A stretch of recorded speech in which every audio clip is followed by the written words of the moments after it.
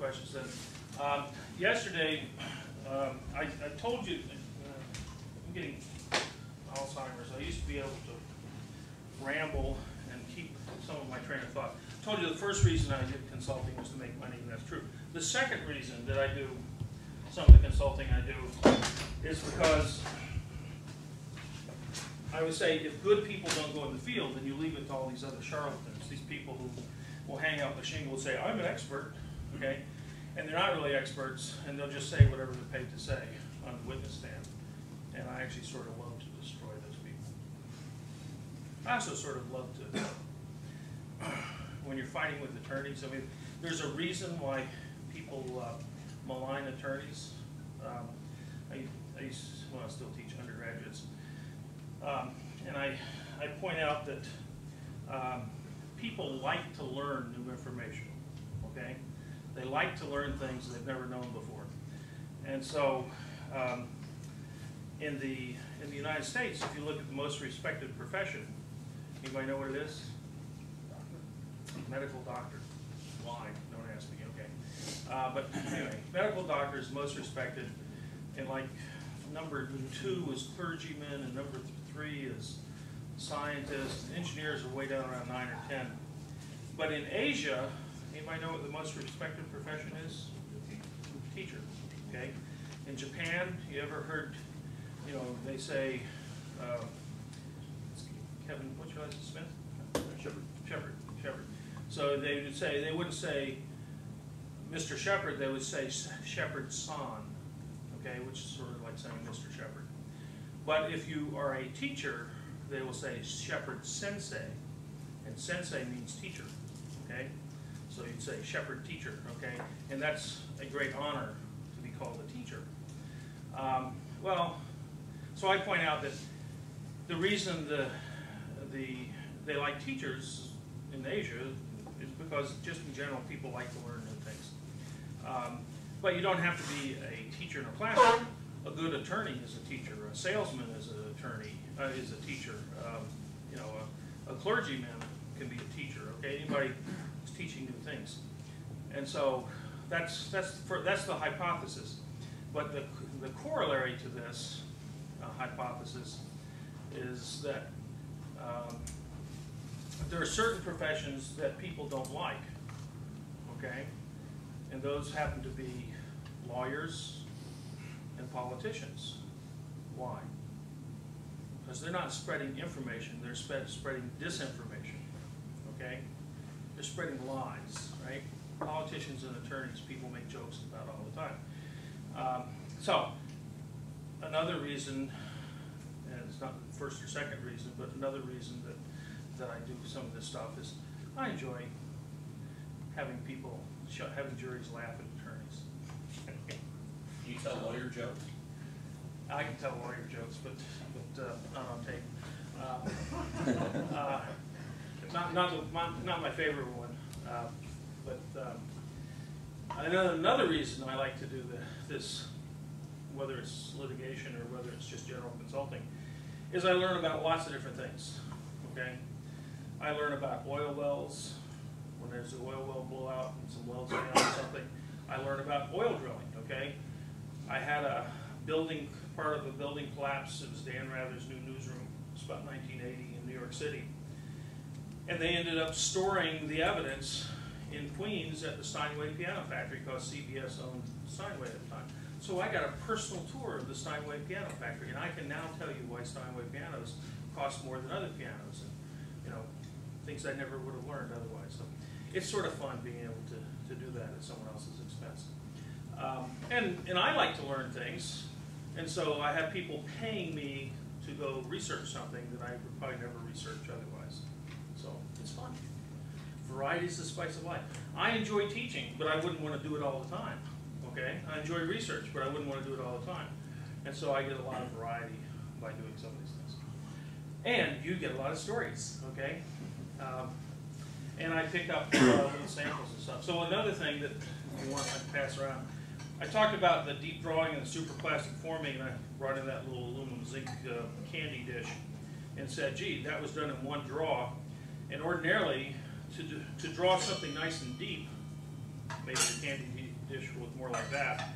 You actually start out with a flat disc of material, and you first have to draw it into something like this. And then you redraw that into this, and then redraw it to that, and then finally you can make something like this.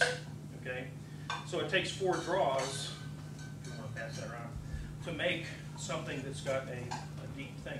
And you can go through the mechanics of that and stuff, but we won't take the time to do that. Unless you're really interested, we can talk about that some other time. Now, I do have, back in the stuff, I told you that I actually wrote this up in 2000, and it's a synopsis of this book. The book was written in 1994, called Fallacies and Pitfalls of Language. And it's actually sort of humorous to write that. That's just my Cliff's Notes, basically, of this book. But the book starts out with, I think I mentioned Aristotle, and he's looking at how the Socrates and his cohorts would have these debates, and he was looking at their arguments, and out of 230 arguments, he found there was only a dozen or 2 dozen that were valid.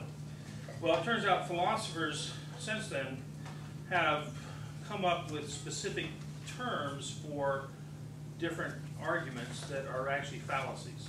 Okay, there's the old thing about, why did you stop beating your wife? Okay, turns out that's called a complex question, because it assumes that you were beating your wife. Okay, it assumes that you stopped. Okay, there's all kinds of hidden assumptions in that question. So it's a complex question, and so it's a fallacy to even ask a question like that. And I told you one about how do you get to Carnegie Hall, practice, and that's basically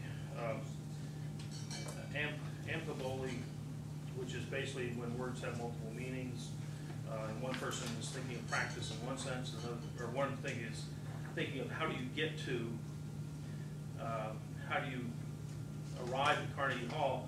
One would be as a participant, and one would be as a performer. I mean, one would be a viewer, and the other would be a performer. And so anyway, they got 20 chapters in here, and each chapter goes through a different type of fallacy in someone's argument. And the book's only about $11.95. So it's not an expensive book, but if you like it, you want to read it, and it sort of makes things interesting as you get a little practice in these fallacies and arguments. You can sit in meetings and you can think, the problem with that argument is, and you can identify why it's a stupid argument. It just gives you a structure to your thought of why someone's making an argument. It's sort of a stupid argument. Okay, we're going to I'll be here on Monday and Tuesday. I'll definitely be away Wednesday, but I think we might finish up by Tuesday, as far as that goes. Any questions? If not, last time we talked about fracture mechanics permitting prediction of fatigue crack growth, and that leads to something called damage-tolerant design. So we've been talking about structural materials since the first day of class. It may not seem like that, but so we went through different classes of materials, and I told you why metals are used in greater quantity for more demanding applications than plastics or ceramics and things. Although, in fact, the largest structural use material in the world is a ceramic, and that's Portland cement by volume, 1.6 billion tons a year. So, when I make jokes about ceramics not being structural materials, the exception that proves the rule is it happens to be the most commonly used structural material. Okay, it's not used for a lot of things, or a lot of high value added things. And in fact, just to prove the point, they used to have a competition over in civil engineering where the students would design a concrete canoe. Okay, you could do it. Just use a little chicken wire, and, because you don't think of concrete as something that floats, right? But it has the right shape and it has a little reinforcement. It's okay. There are a lot of books of different sorts that talk about design of things, and this is actually a metallurgical book. ASM is a metallurgical society, called Structural Life Assessment Methods. And if you, and this actually has a picture. This is one of the ones shows you different types of plastic zones, okay? And these are actually measured plastic zones in different types of material. So this is annealed 2024 aluminum, this is 4043 steel annealed, this is 1010 steel, which is like automobile body sheet, and this is annealed mild steel, and why it has that shape, don't ask me, probably there's something else going on. But it will go through a lot of the stuff that we've talked about. This particular book will go through, and we'll have the fatigue crack growth curves that we talked about yesterday. It will have the brittle fracture, and so if I'm a public utility and I've owned a nuclear reactor for 25 years and it was originally certified for 30 years, I'm going to go out and I'm going to hire a consulting firm and pay them tens of millions of dollars to do a structural life assessment to convince the Nuclear Regulatory Commission that I can extend that life from 30 years to 40 years. Why am I going to do that? You guys that are nukes, what's the value per day of that reactor? A lot. A lot. Can you be more quantitative than a lot? $3 or $4 million. Usually about $500,000. I mean, it depends on the size. But I mean, if you take your... I was using during a refueling because we're... Oh, you're talking about Navy nuclear. Yes, okay. Navy refueling, yeah, it probably is the loss of ship time. I was talking about a civilian plant during a refueling. If you're on a 3-year cycle, I think the number's higher than that. Oh, okay. Oh, okay. But then, well... It's a lot. Yeah, it's a lot, okay. And my numbers might be old, but my kind of rule of thumb was $500,000 to $1 million a day is the value of the electricity you sell. If you got 1,000 megawatt electric and you figure 5 cents a kilowatt hour, you can go calculate it out, okay? Whatever it is, but you're talking not tens of millions of dollars a day, but you're not talking hundreds of thousands of dollars a day. You're talking something on the order of $1 million. Maybe it's 3 or 4 million. Maybe you're right. My numbers might be old, okay, but it's a lot, okay? You're talking operating. I'm talking operating. Okay. Okay? I'm not talking purchasing it. You've already got the sunk cost. You already paid for the capital, okay? But the value of product the profit you're gonna make, and I might be talking profit rather than total operating cost, okay? The profitability of that plant is about $500,000 a day, okay? And so sometimes people forget about things. I was gone to Detroit last week on a blast furnace that was built in 1919 by Henry Ford. He built his own steel plant in Detroit.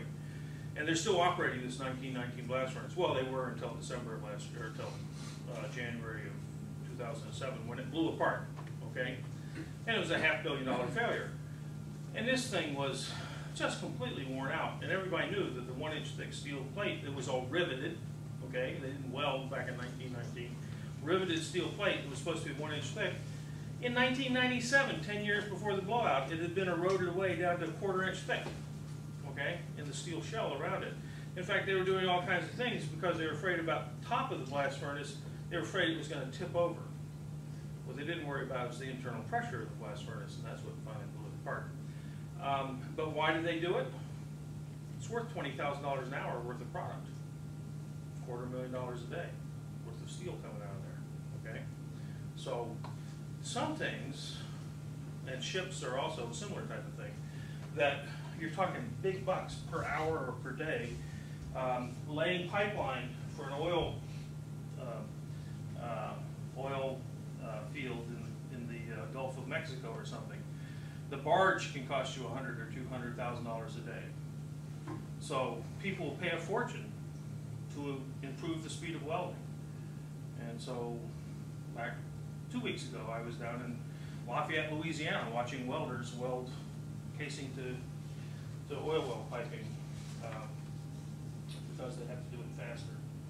So people will go in nowadays and they'll do structural life assessment to try to extend the life of blast furnaces, nuclear reactors, whatever. And of course, in shipbuilding, you know, these ships they built for 30 years are now operating for 40 years, okay? And you have to go in and decide what are you going to repair now, and finally it's just like owning a car. At some point you determine that it costs more to keep owning it than than to buy a new one. But it's a life cycle cost and some sort of estimate. Yeah. How do damage tolerant design and design for replacement work together? I'm not sure what design for replacement. What do you mean? Like for corrosion prevention, for other components that are high wear, you just try to make them bigger so they last longer, or do you just make them so you can switch them out real quick? Okay, I don't call it well, I hadn't heard the term design for replacement. What people call life-limited design versus condition-limited design are the two terms that are used in the business, okay? Condition-limited design is like damage tolerant. You go in there once a year or once every 3 years and you measure the largest size flaw you can find. And from that, you use your fracture mechanics to predict how fast that crack is going to grow in service over the next 1 to 3 years until your next inspection, okay? And that's on condition. You measure the condition of the part today, doing non-destructive testing, and you come up with a best estimate of the largest size flaw, and then you say, with that size flaw, I can let it grow twice as big, and I'll do an inspection 3 years from now. Or if you find a bigger flaw than you thought, well, my next inspection will be a year from now, okay, before the whole thing goes boom on me, okay? That's damage tolerant or on condition. And you have to measure the condition periodically. And that's how all the aircraft are done. They're too expensive not to do it that way. But there are parts of the aircraft that are life limited. The Federal Aviation Administration will say certain parts, we're not going to trust that you can find the flaws because these things are stressed so highly that we don't think you can reliably find the flaw by doing a non-destructive test. And so we are going to make sure that you process it, you manufacture it to strict standards, and by experience we've learned that you can use this part for 2,000 hours before you need to replace it. And so you actually have to log in those parts and absolutely keep track of them. If they get taken off one engine, you put them on another, they're serialized, and you follow that part, and when it gets to 2,000 hours, it comes out of service and it's destroyed. Okay, it's hard for me to get those parts as little touchy-feelies to pass around because the law says they got to be destroyed. You can't use them as classroom demonstrations. Actually, it didn't say anything in the law about classroom demonstrations, but you know, the law says you got to destroy this part. So I think that's, you're talking, when you say design for replacement, I think you're actually talking about what we call life limited or on time, okay? Where you retire parts based on their time in service. Exactly. Whereas Damage tolerant is on condition. You measure the part from time to time, and then you determine whether you can keep it going further. Right? Is that equivalent or similar to evaluating mean time between failure? Like, you know, based on mean time between failure, you know that a part's going to go bad, so you plan to replace it at a certain definite interval. Right. That if you have enough statistics to calculate a mean time before failure, okay. For example, I do a lot of work on bathroom fans. They burn down buildings all over the country. Okay, they're effectively designed. They only make 25 million of them. Okay, and they know the mean time between failure is about 10,000 hours. The problem with that is if some of them could fail in 5,000 hours, some of them might go over 20,000 hours. Okay, so if you have a mean time between failure, in fact, that's what the Air Force does and the FAA for aircraft parts. They know the mean time between failure of a turbine disc might be 10,000 hours, but they look at the 3 sigma limits going down and they say, okay, you can operate it for 5,000 hours. And so the Air Force has billions of dollars worth of turbine discs that have met their on-time condition, they're on time, that they would love, and they got them stacked in a warehouse, and they would love someone to come along with a non-destructive test technique that could turn that on-time, retirement on time, to a retirement for cause. Okay, and that's, sometimes it's called, you know, on time or on condition, and sometimes it's retirement for time or retirement for cause. And the retirement for cause is you got a flaw that's too big. Okay, retirement for time is you've got a mean time between failure that you've estimated, and you go, you don't take the mean time, because then you're going to have a lot of failures, right? You go 3 sigma or 2 sigma or something below that, depending on the hazard. And so there's all kinds of stuff that goes into the structural life assessment. What's the probability of a failure occurring? And if it does occur, the hazard is not just the probability, it's what are the consequences of the failure. A failure on a Hubble telescope is much more significant than the failure of a brick. That's my old example, okay?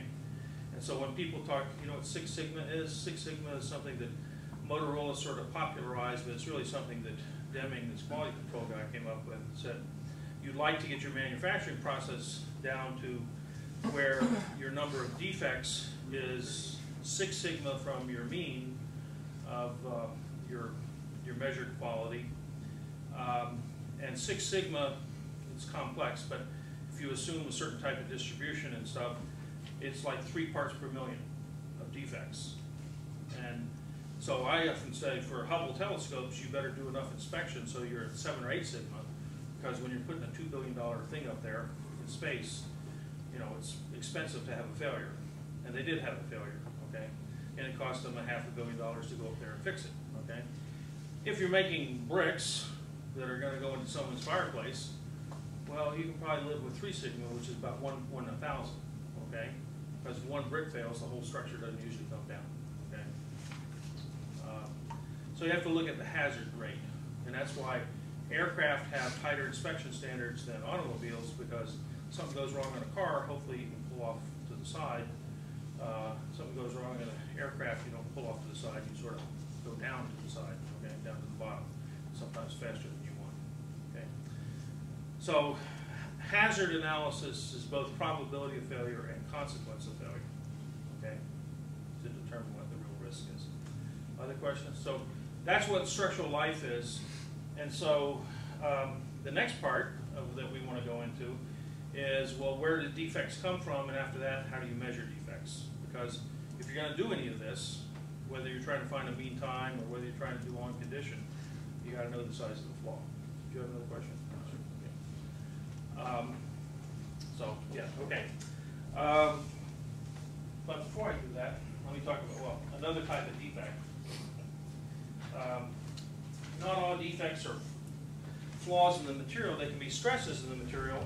And one particular type of stress in the material can be residual stresses. And residual stresses are caused by either a non-uniform temperature or a non-uniform force applied to the material. Okay? And residual stresses can be good or they can be bad.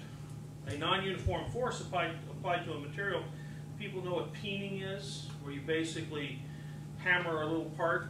You can do it with steel shot coming out of a compressed air nozzle, or you can do it with sand coming out of a compressed air, or you can actually do it with a hammer. A ball peen hammer has a little rounded end. If you pound that surface, you can set up compressive residual stresses. The surface will get deformed. As you deform the surface, you'll set up compressive residual stresses. Compressive residual stresses are good. They reduce the fatigue, as long as you don't over-peen, okay? If you over-peen, you actually can introduce cracks on the surface. That's not good. So you have the right amount of peening. And I remember I told you I worked at the Naval Air Rework Facility when I was 19 years old in Norfolk, Virginia. And we had a TF-30 jet engine that had just been repaired, and the turbine inlet blades were, it was a titanium weldment casting, and they had cooling passages in these things or something in the stator, but they had impregnated part of it with some sort of plastic or tar or something. It looked like tar. And the thing was all set, ready to go, and they needed these back in service, okay? The thing was all ready to be created. Some inspector found a crack. Well, you can't send it out with a crack, and it would have taken like 2 weeks to disassemble the thing, fix it, put it back together, and they needed the engines. And so the head of engineering, who I was working for, decided we would repair it in place, but we needed to stress relieve it. So they decided that we would peen it, but you can't get in there and shot blast this thing, that the engine's all together, you get shot inside the engine, and that would be a sure way. As soon as you start it up, you destroy the engine. So they fabricated a little tool that was just a little vibrating pneumatic tool. It was just a little hammer, went bam, bam, bam, bam, bam, okay? So they sent the engineering aide, Tommy here, out to watch the technician test these strips, okay, called almond strips, A-L-M-E-N. An almond strip is just a flat little strip of steel sheet, and you peen the surface of the sheet. Starts out flat, but if you put compressive surfaces, stresses in it, it will curl, okay? And the amount of curl is a measure of how much stress you put in. Pretty crude, but that's how they do it. So I went out to watch this guy take this little pneumatic tool we had made to peen the almond strips to see if we could get nice reproducible measures of compressive stresses from peening. And so I spent a day out there, and he did all these strips, and I came to the conclusion that there's no reproducibility whatsoever. Okay, brought the results back to the engineering boss, and he looked at it and he said, well, let's go ahead and weld it and have him peen it. Okay, even though there's no reproducibility. So I had to go out and witness it, and so they welded it, and they went in, the guy peened it. Of course, now it's not a nice flat strip on a steel table where everything's nice and convenient. He's reaching inside the engine, kind of awkward, so it's even less reproducible, right? But we did it for the average, the mean time that would give us the right type of stress, and we sort of hoped that it would work. And so I come back in, and the engineering manager hands me this DOD form, DT form or whatever. He says, sign this. And he had already signed it, but it required 2 signatures. I said, what's this? He says, we need 2 signatures, 2 engineers who basically say that this repair was done properly. I said, oh, well, what if I don't sign it? He says, then we can't ship the engine. I said, well, what if I do sign it? He says, well, if the engine fails, you'll be in jail within 24 hours. Okay, so I signed it. Okay, and I assume the engine didn't fail because I never went to jail, and it's been now 40 years or whatever. And so I assume that engine has been taken out of service in the last 40 years. But just another example of how things are done in the real world, okay? We did the best job we could, right? But residual stresses can be good or bad. With temperature, if I take a part and I heat up the surface, I might heat up the surface by sticking it in an oven. If I put something in the oven, and this is the low temperature, I'm plotting temperature increasing here, the surfaces will get hot before the center gets cool, well, before the center gets hot. So the center's cool. That will set up compressive stresses on the surface and tensile stresses in the center. Okay, just because you have to balance your forces. You've got thermal expansion of the material. It's expanding on the surfaces, which puts those in compression, and to balance those forces, you have to have tension in the center. Okay, I'm going to give you an example of where that occurred in a little bit when you stick something in the furnace. Now, the rule about residual stresses is this is during heating.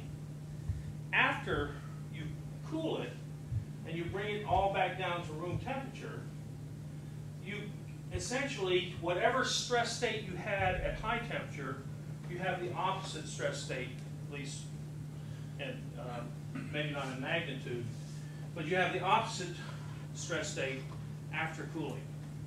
So people are often trying to figure out, now what happens with residual stresses? This heats up and then it yields and all. Don't worry about it. I've been doing this for 30 years, and I've never found a situation where you don't have the opposite after you heat. So all you have to do is think of, well, what type of stress state will I get when I heat it up? And most people can figure that out. If the material expands, the surface gets bigger, that means it's going to go into compression because it's held rigid by the center. And the center goes into tension because it's constrained by the surfaces. Okay? So whatever stress state, if you can think of what stress state I have when things hot, it will have the opposite stress state when it's cold. Okay? So that's a good rule of thumb. We end up with all kinds of residual stresses when we weld, which is why we had to repair the little titanium weld in the jet engine. You can draw other types of little diagrams, which I did here once upon a time. Thermally induced residual stresses at high temperatures, you're in compression, and you have tension in the center. You can think of a little surface that goes into compression, and the center goes into tension. and the stuff that goes into compression may actually yield and become shorter at high temperature, and when you come back down, you get the opposite state of stress. So if you actually go in and think about it in great detail, you'll find that you always end up with the opposite residual stress pattern at room temperature for thermal stresses as you had when you induced them at high temperatures. So residual stresses occur in welding, they occur in heat treatment. Remember we talked about this little Sikorsky washer, and what they had to do here is they had to heat treat the aluminum to get high strength in it. So they heated it up, and you have to quench it in water. When you quench it in water, you end up with tensile surface residual stresses, okay, from the quenching operation. It was uniform in temperature at high temperature. You cool it, and the surface goes into tension, and the center yields, anyway, you end up putting it into tension. Now, people use this to their advantage in things like, someone asked about glass manufacture. Now, it might have been Brian, who's not here this morning. Maybe it was one of the others when I was talking about glass. There are a couple of things you can do to glass. And we talked about how very small flaws in glass can cause the glass to behave in a brittle manner. You can either do thermal tempering of glass, and thermal tempering of glass, as the glass is hot and you let it cool down, if you cool it down a little bit more rapidly by blowing some air on it, you can end up with compressive residual stresses on the surface. And that means the glass can take 2 or 3 times the strength of a piece of untempered, thermally tempered glass.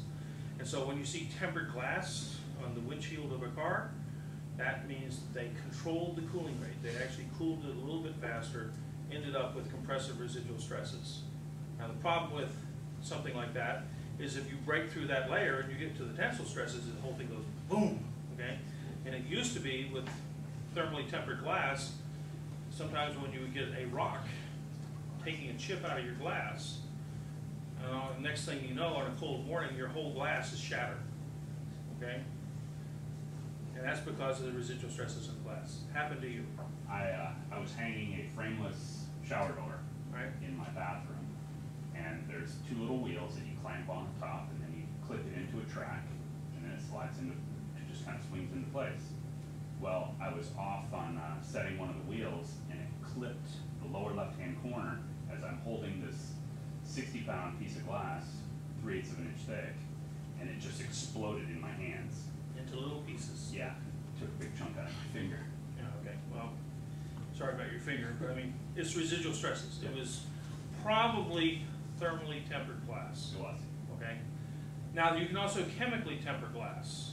And Brian, I guess it was Brian came up, he's a ceramist from Rutgers originally, and he says, was that why they put it in a molten potassium bath, a molten potassium chloride bath?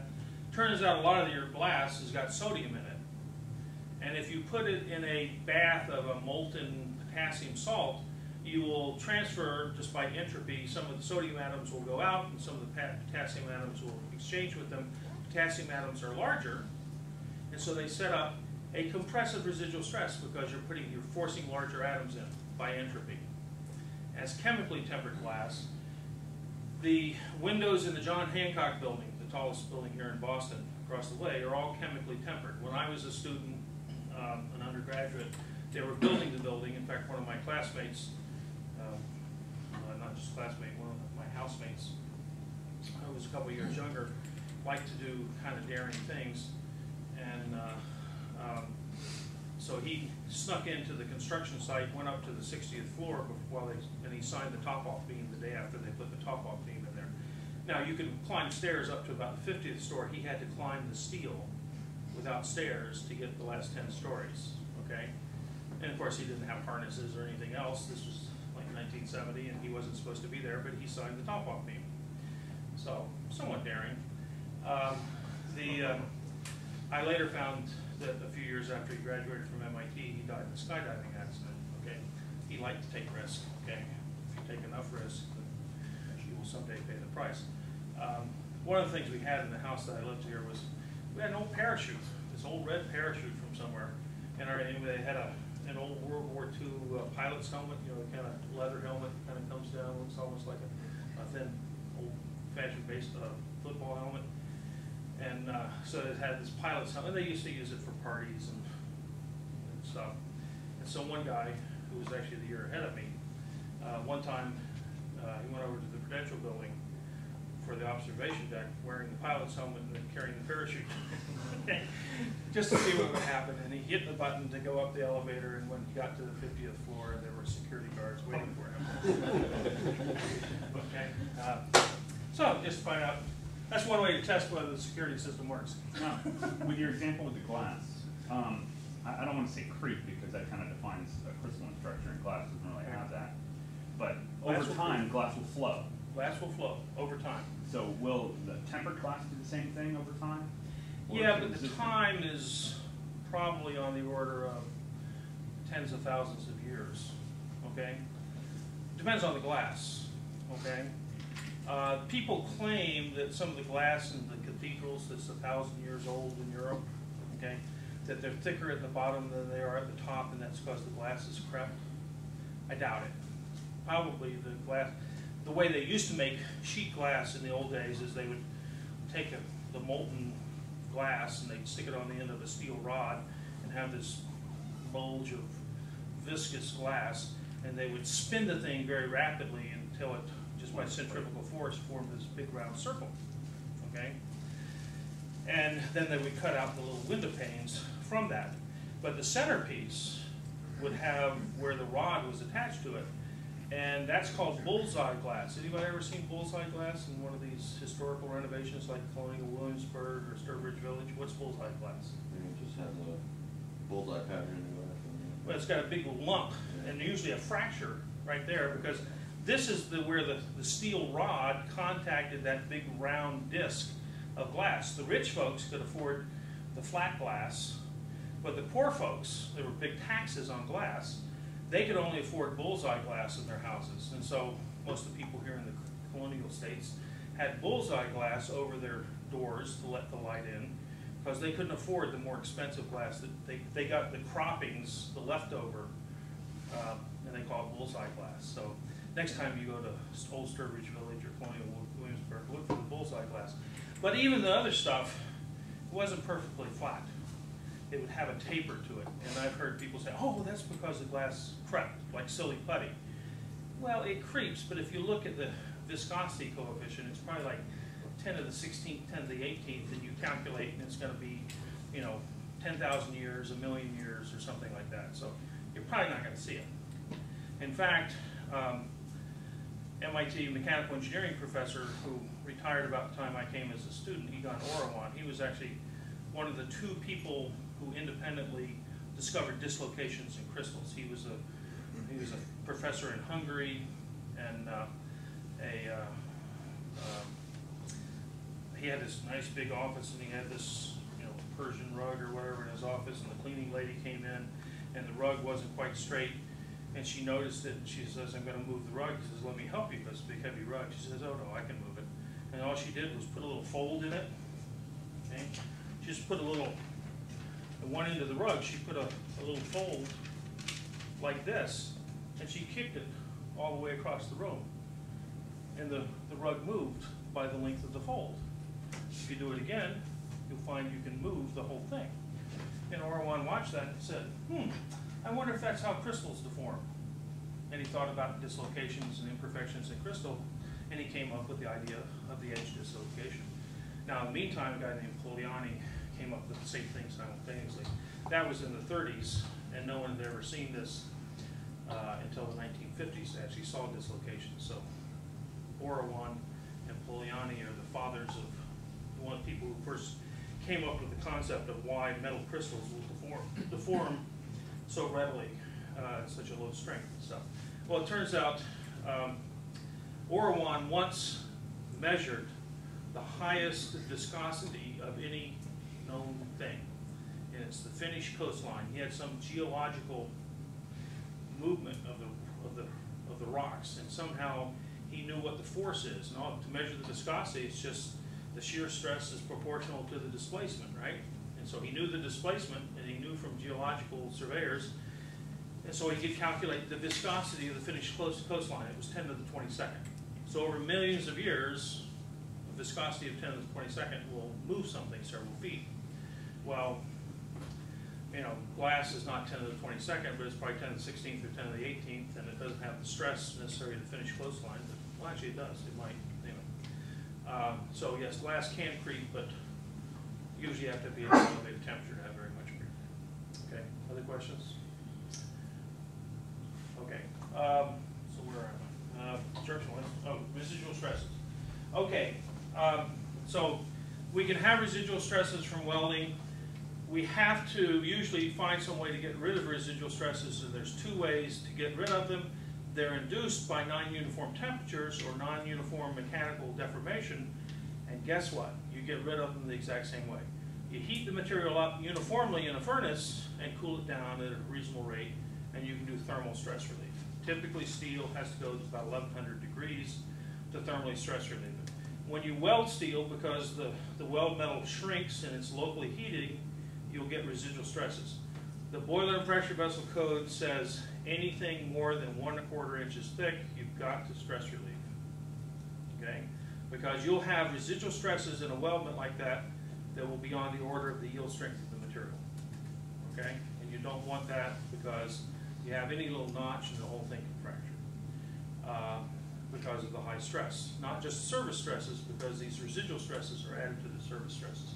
Just like these things, they got tensile surface residual stresses from the heat treatment process, and by stress corrosion cracking, you got above 5 KSI, and they would crack on the shelf in some cases. Certainly they crack on the surface. And one of them brought down a helicopter and killed people. Now, you can mechanically stress relieve too, and I mentioned to you that's what happens on a submarine. You don't stress relieve a submarine, the welds in a submarine, by heating up the submarine. First of all, you don't have a furnace big enough. You can do local stress relief, but it would be very expensive. And they have sometimes put some low temperature materials near that steel.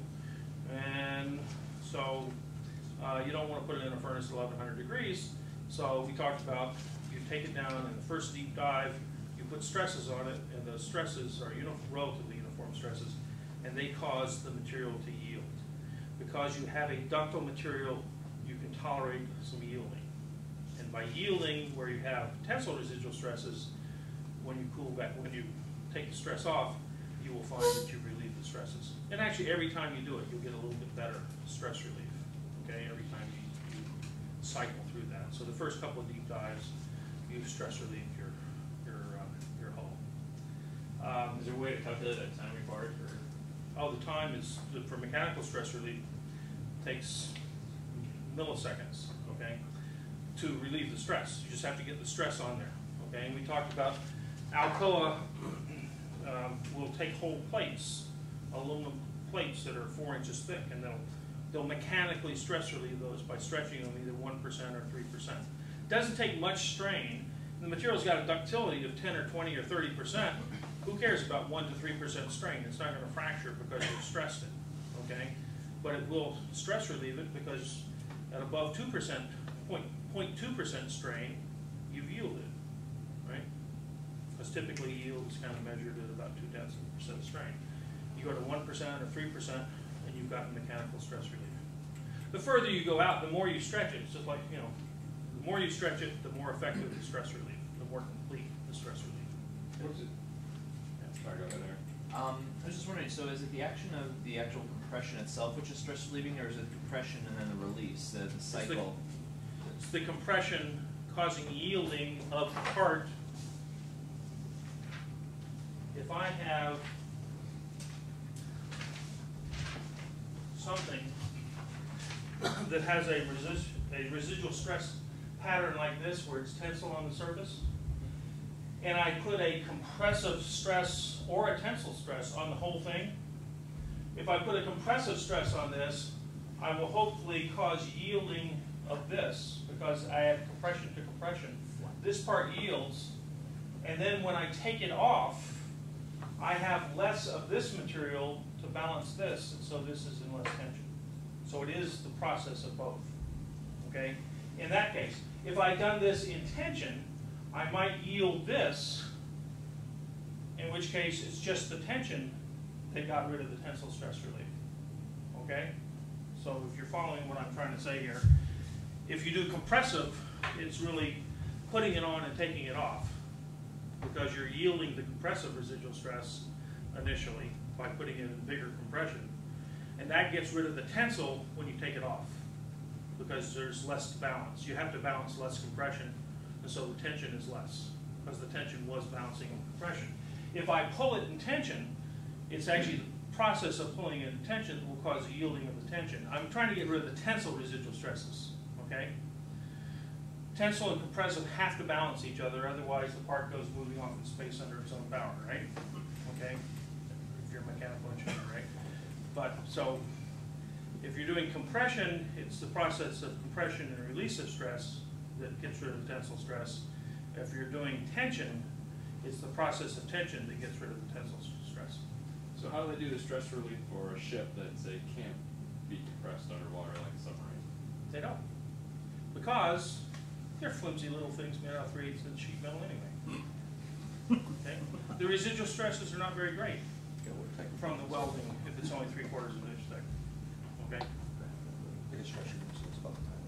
Yes. Are there methods to reduce the residual stresses while you're doing the welding and stuff, instead of having to release them? For example, battleships. There's an example. Don't build them anymore. 14-inch thick steel. They had to relieve those residual stresses. So what did they? Well, first of all, they didn't weld them until World War II. The older ones were riveted, I guess. I don't even know how. I'd like to see one of the old ones. Okay, I don't know if they even exist anymore. Okay. Yeah, Oco. In fact, that's one of the things that I passed around and said that one of the advantages on the second or third day I passed around, and they said, oh, they went welding of ships in World War II because the riveting, it was less expensive than riveting. It took, a welder needed less skill than a riveter, which is sort of surprising to me, okay? Maybe in World War II, but actually welding is sort of a skilled profession nowadays.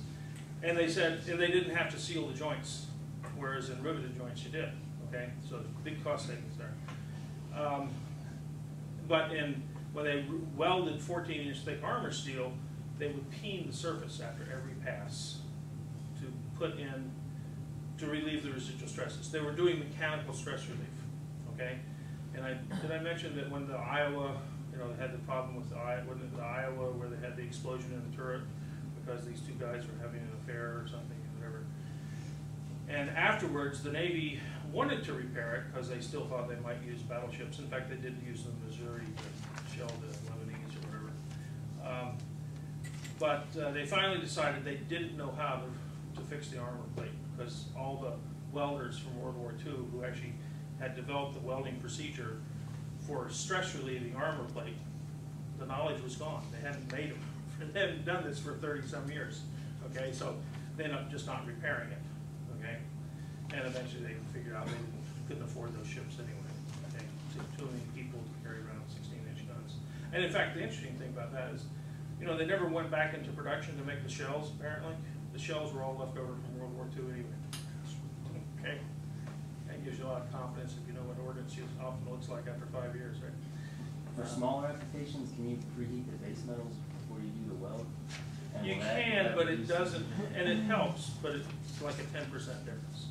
It's not going to completely receive. Is that because there's still a temperature difference there between the weld and well, the temperature, the thermal expansion for temperature difference, I mean, you're going up to 2,500 degrees Fahrenheit in the welding process, and if you preheat them, you're going up to 300, 400 degrees, and so you're getting a 10, 20% improvement, which is not enough usually.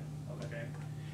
Now, there are times in jet engine alloys where they're trying to replace resurface some turbine blade or something that's got a value of $4,000. They preheat those things to 1,000 degrees centigrade, 1,800 degrees Fahrenheit, to get rid of residual stresses. Okay, but you can't do that on most weldments. They're doing this in a vacuum chamber with an electron beam or a laser and stuff. Because they can afford the cost of doing that. They can afford the cost of preheating. So you can get rid of it by preheating because the residual stresses were created by non-uniform temperatures in welding. Well, if you make the temperatures more uniform, but you got to get them very much more uniform. You can't be 20% more uniform. You got to be 80% more uniform to get rid of 80% of your stress. Yeah. I thought that, with shipbuilding, we preheat to a pretty standard equivalent on HY80, 150 degrees Fahrenheit. Right. And that was more for hydrogen control. Right. It was for ensuring that you minimized oxides in the weld itself for on the surface of the base material. And moisture, getting moisture off the surface. Completion of adhesion of the weld. Right. Well, I don't know if it's adhesion of the weld. You got plenty of heat from the arc So it's to part get of the adhesion. So it's part of the surface prep phase when we preheat, like a CC. Well, if you at 50 degrees, well, boiler pressure vessel code says you shall not weld any steel that's colder than 50 degrees Fahrenheit, and that's because even though you don't see moisture on the surface of something, you've seen moisture on a cold piece of metal like your car. When you get up in the morning, you see frost, okay? And that's because when you have the right type of temperature change, you will get a layer of moisture on the surface. At 50 degrees, below 50 degrees Fahrenheit, even though it's not frost that you can see, you'll have a layer of moisture on there. And so if you heat it up to about, you know, if it's less than 50, the pressure vessel code says you got to heat it to 100 degrees to drive the moisture off, okay? Even though you can't see the moisture, there is a microscopic layer of moisture, and that's what you're getting rid of. You're not getting rid of oxides. By heating it up, if anything, you're actually promoting oxide growth, okay? And you don't worry about a little oxygen in steel anyway. The flux is 40% oxygen, okay? So the oxides are, the flux takes care of the oxygen, okay? Or the arc decomposes the iron oxides and stuff. You're not really worried about that, okay? But you are worried about hydrogen, okay? In fact, the moisture produces oxygen, but you don't worry about the oxygen. What you worry about is the hydrogen, okay? And you preheat also so that it's post-heated a little, the whole thing stays hotter. The boiler and pressure vessel code says that you should preheat to a distance that is twice the distance, the thickness of your metal, okay, on either side. So if you're welding 2-inch thick steel, you should preheat to a distance of 4 inches on either side of the weld, from the fusion line on either side. And the reason for that is that will slow the cooling rate of the weld. If you slow the cooling rate, you have more time post-cooling, the cooling of the weld, for the hydrogen to evolve, okay? So that's one of the reasons. Preheat gets rid of moisture, and it slows the cooling rate to allow the hydrogen that does get in there to diffuse out. But it doesn't have anything to do with reducing oxides or coating. Well, preheat, you can burn off coatings, okay, if there's some paint or something, okay, but usually you grind that off first, okay? But well, in your type of welding, yes, they grind it off, but let me tell you, a lot of industrial stuff, no, they don't. In fact, when I was down in Lafayette and they were welding the casing, when they screw this casing, it's basically a screwed connection of the oil well casing, and it's all greased up to screw the joints together, and they had to preheat to 300 to 500 degrees to basically burn off the grease, okay? Now you're basically welding over carbonized grease, which produced some hydrogen, and everybody says, oh, you'll get hydrogen cracking. Well, it's not as easy as everybody thinks to get hydrogen cracking. You've got to have a lot of restraint, okay? Well, you happen to have that in nuclear submarines that tend to be fairly rigid structures and have a lot of restraint, but it's very hard to get hydrogen cracking in something less than a ½ inch thick, okay? You can do it if it's the right type of steel with enough hydrogen, but it's not easy, okay? Other questions? Okay. Good questions. It just sort of, I would have covered this later next week when I was talking about welding. But anyway, so we got residual stresses. We got to get rid of residual stresses. But we also have to get rid of any defects that show up. Well, how do defects occur in the material? There's lots of ways for defects to occur, but one of them are trying to think in general, because I'm trying to give you some general principles. Every piece of metal starts out as a casting. Even if it ends up as a forging or a sheet or plate, you got to melt the metal and cast it into an ingot and then roll the ingot or hit the ingot or whatever. And castings have flaws. And the size of the flaw is proportional to the size of the casting. Okay? I didn't bring my brass rat, but I did bring a bigger brass rat. Okay? I got for my 25th anniversary, 25th reunion from graduating class. So this is cast, but my little brass rat is made by investment casting, which is one of the oldest processes known, and that's called also called lost wax casting. If you make a wax part, make it out of wax, you can carve it. My original wedding rings I made out of a platinum iridium alloy. I make wax wedding rings. I machine them on the lathe. Okay, have to have good heavy wax to machine them. Okay, and then I took them up to Central Square here to a dental caster technician. Okay, so when you go in to get a bridge, the dentist will measure kind of take a plastic impression of the teeth, the two teeth on either side of where he wants to put the bridge. And he'll send this to a dental technician, and you look in the yellow pages, there are dozens of these people in the Boston area. A lot of dentists, a lot of teeth in Boston, okay? A lot of bad teeth in Boston. So you can find one. Well, I lived right up there near Central Square at the time, so on the way home I could stop in. He was up on the second or third floor of this building in his little shop, and he would do lost wax casting. And typically these might be out of gold. So originally the platinum iridium, I had the electron beam melt up on the fourth floor here. But I was... Why iridium? Why iridium? Platinum iridium is probably one of the most corrosion resistant things known. And if you look at platinum jewelry, platinum iridium is kind of the peak of all the alloys of platinum. You go with platinum rhodium, platinum gold, but platinum iridium is harder, stronger, more corrosion resistant.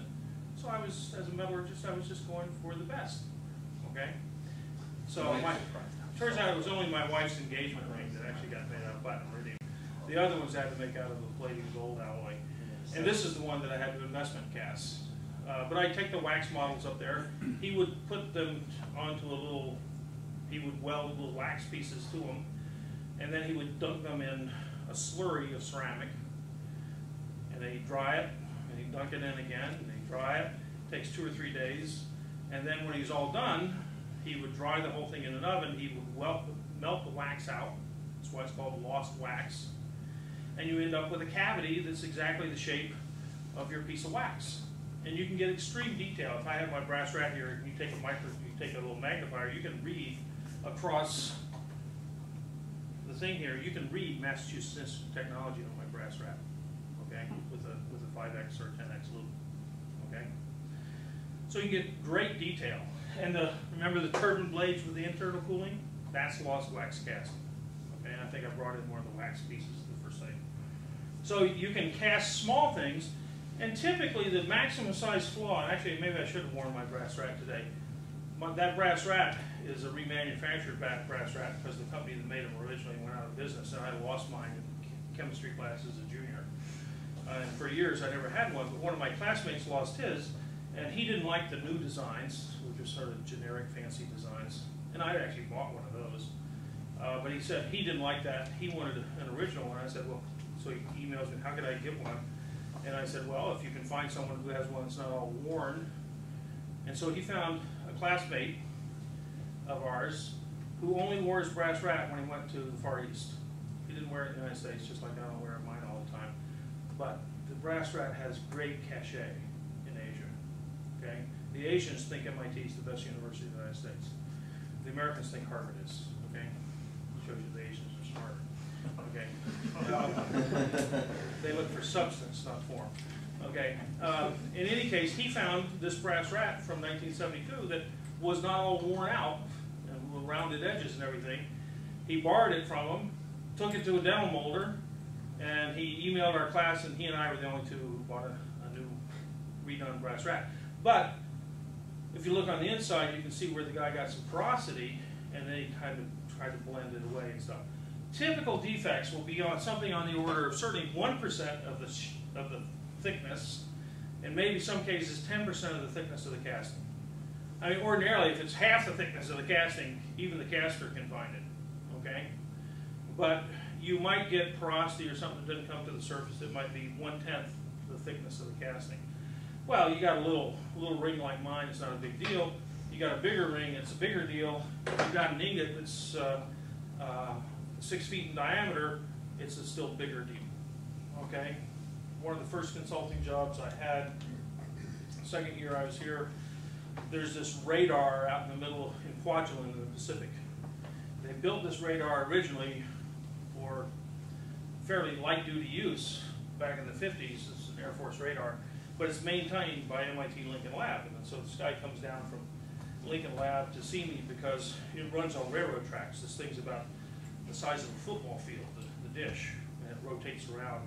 And it turns out the frequency of this just happened to be, they built it for another purpose, but it just happened to be the frequency and the location that they could measure the boost of the rockets coming out of Central Asia during the Cold War, when the Soviets were putting satellites into space. And they could figure out what type of orbit from the trajectory this thing was going to go into before it got to orbit. And that was sort of interesting information. So it turns out this thing had seen like 50 times its projected life. And so the radar, the bogies that had the railroad wheels that carried this thing on the railroad track were wearing out. One of them had cracked. And they had to make a new one because this thing was down or it couldn't operate as quickly. And basically anytime this thing went down was classified information. But okay. So they came in and they could machine, they could buy, to get a casting was going to take 1.5 years. Okay? These things were cast bogies that had the railroad wheels. It's going to take 1.5 years. They couldn't tolerate that. So they decided they could buy a 12-inch thick steel plate and they could machine it out of the steel plate. A little more expensive, but they could do it. They could get the steel plate. And so they came to me and said, well, what should we do to look for defects? Well, a 12-inch thick steel plate has been consolidated from an ingot that was probably 3 feet thick. You got to get at least 60–70% consolidation to get rid of the great big blowholes that might be in that casting. A casting 3 feet thick could have holes in it the size of a grapefruit, okay? And in fact, when you roll it down to 12 inches thick, if you look at the tightest ASTM spec for ultrasonic testing, the defect had to fall within a 12-inch diameter circle. If it did, it was acceptable, okay? Now, hopefully it's a planar defect in the plane of the plate, and that's not as harmful as something that's perpendicular to the surface of the plate. So it turns out we worked out a spec, and we measured it to the tightest ASTM spec, which meant that the flaws, as long as they were no bigger than something that fit within a 12-inch diameter circle in the ultrasonic test, so good to go, okay? But the point I'm trying to make here is there is a size effect, okay? The bigger the casting you start with, the bigger the defects you're going to find, okay? If you start with little baby castings, you won't have as big a problem, okay? Now, at one time, I should have brought them in. One time I had a project funded by DARPA to try to use lasers, or actually electron beams in our case. Pratt & Whitney had done it years before for the Office of Naval Research, trying to use lasers to lay down little weld beads over and over and over. So you might have a rotating mandrel, and you'd lay down some weld metal and you just go around and around and around until you built up something bigger and bigger. And Pratt & Whitney wanted to make up a turbine disc, because in that case the size of your casting is no bigger than the cross-section of the weld zone. And that little laser weld was not very big at all.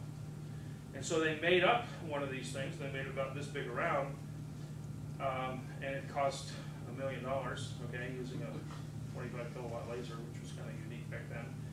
And they tried to do a rotation test on it and just shattered because of the residual stresses, because welds have residual stresses, non-uniform heating, and blah, blah, blah. So we actually got a project in the 1990s.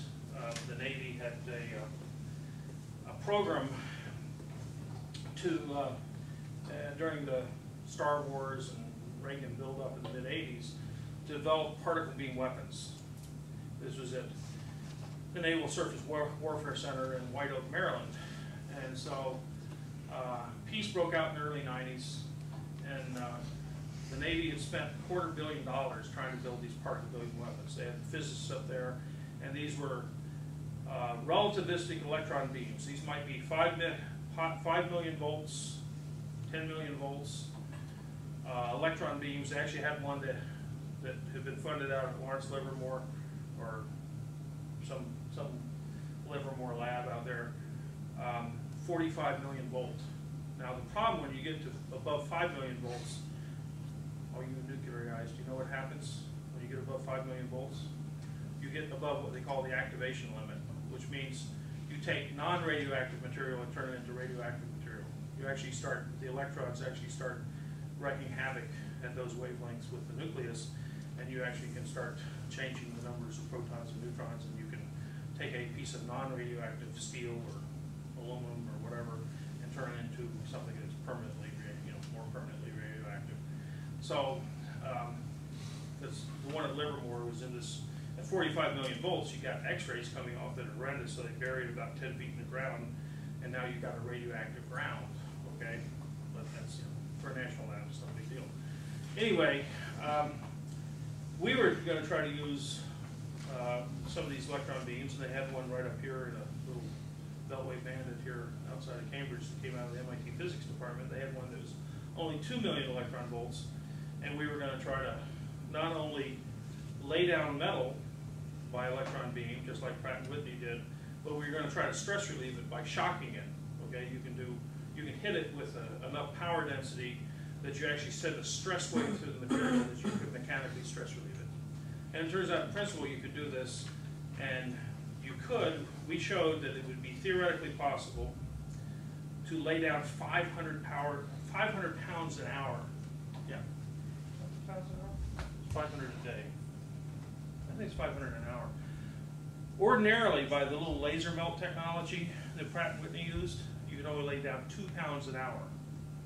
And so for a while, I tried to sell this to DARPA and the Navy as, well, you've got these big castings that take a year. If one of them fails, you have to have spares, right? When you build the ships, you have to have all these spares of these big things because it takes a year and a half, 2 years to get a new casting. And you can't tolerate that kind of downtime, so you have spares. Well, the spares cost you a fortune. Wouldn't it be better just to have a little disc and do 3D near net shape forming by just using electron beam to build up your casting, okay? By laying down metal. And you could make a 20-ton casting in a day, okay? Well, it could probably be done, but it would probably be a $20 million facility because you have to have all this radiation shielding for 2 million volt X-rays. Anyway, it wasn't a time that they had money to do anything. And we moved on to something else. But in theory, you could do something like that. But the real point here is, and I know I would have smaller flaws. That was one of the things I was arguing, that you'd have smaller flaws because you're laying down a very small piece of metal. So the flaw size typically is only going to be the size of the casting you make. So we make these castings, and we do it by ingots. The biggest ingots are about 700,000 pounds, 350 tons. They make generator rotors, largest manufactured product. Oh, by the way, one of you came up to me after class and was thinking of the largest standalone manufactured product that didn't have a weld. And what was it you came up with? It was Petra. Petra, which is, what's Petra again?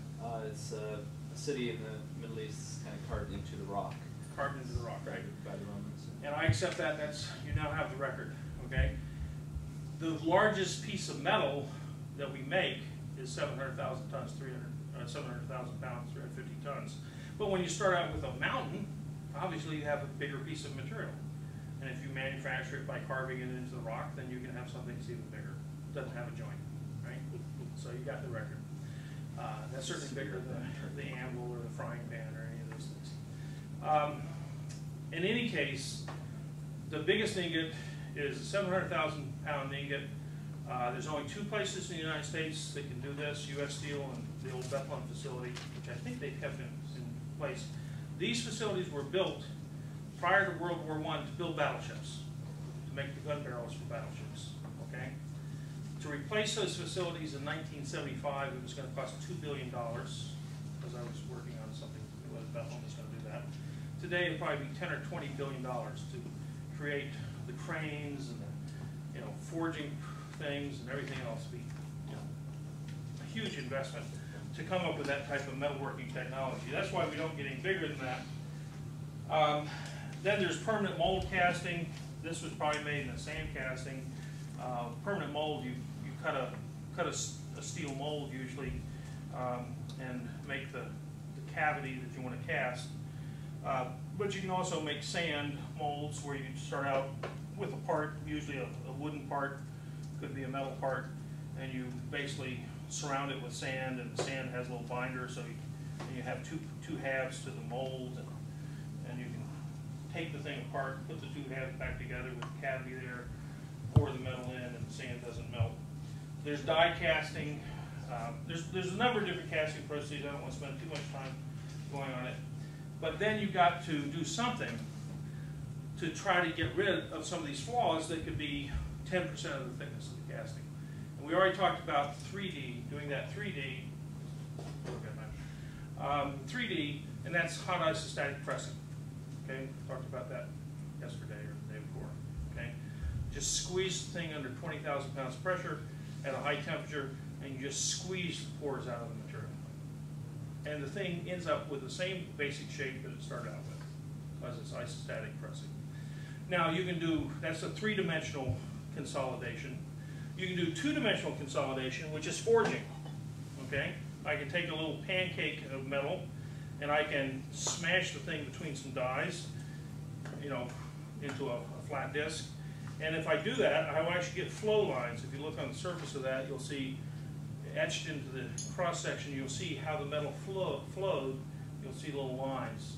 And those can be very beneficial because they can change the direction of the crack and give you crack resistance. The metal likes to run down it's kind of like the grains on a piece of wood. You can split the wood along the grain, but it's got a lot of strength parallel to the grain, or perpendicular to the grain. Same thing with forgings.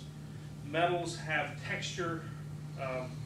This is another piece I'll pass around on Monday or whatever. So forging tends to give you a shape change, or it does give you a shape change in most cases. And then the one-dimensional way is to take the material and just roll it into a sheet or a plate. And you'd like to get 99% deformation or more to get down to sheet metal. To get down to plate, you'd like to get more than 90% deformation. So if you're going to make 1-inch thick plate, you might start with a 10-inch thick casting. Okay? And there's various types of casting technologies we can talk about if you want later. But you basically have to get rid of the defects. And you're going to try to squeeze them out by hot isostatic pressing. You're going to try to squeeze them out by forging. You're forging, you'd like to get 60, 70, 80% deformation. You want the metal to flow in order to squeeze these things together and weld them internally. And rolling, you'd like to get 90 to 99% deformation in order to squeeze the defects out and make what we call a wrought material, W-R-O-U-G-H-T. Okay? You've heard of wrought iron versus cast iron. Cast iron's brittle, easy to break, and there's also ductile iron, which is a little bit different. But it has these flaws, the porosity of things. Wrought iron is usually considered better because we got rid of the defects. We welded them together by smashing the material. Not all that different than someone kneading bread, except you got bit pieces of equipment to do it. Okay? So metalworking is a whole technology to design basically to get rid of the defects. And so on Monday morning, I will tell you a story. Actually, I'll start out. I'll give you the beginning of it. So I told you that when I was working as a young engineer at Bethlehem Steel, we were working on a maritime administration project to try to come up with the skirts that would hold the big aluminum spheres for the LNG tankers.